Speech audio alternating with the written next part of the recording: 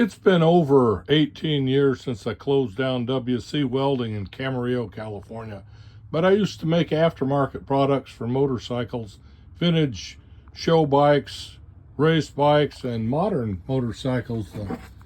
DR Dual Sport, XR, Hondas, DR Suzuki's, different bikes, KTM's. It was an interesting lifestyle I had going there for many years.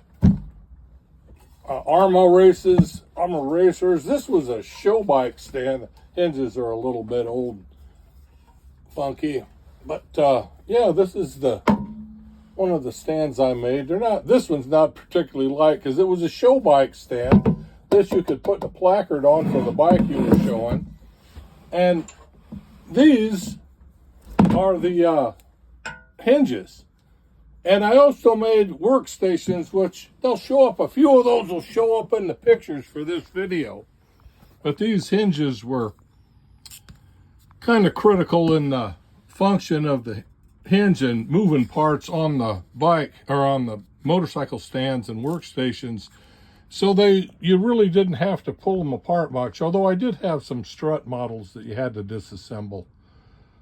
These bring back good memories to me, and they stood up pretty well. The lever worked down, lifted the bikes up. You could get a 300-pounder on that pretty easy. The breakdown on the stand was, or the folding was fairly simple. The lever, of course, folds in, and that's for storage and travel in the back of your truck or van or whatever. Those were the fun days.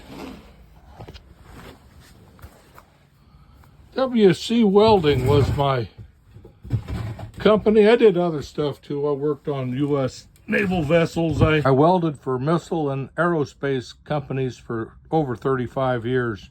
Like my channel, give me a thumbs up and subscribe.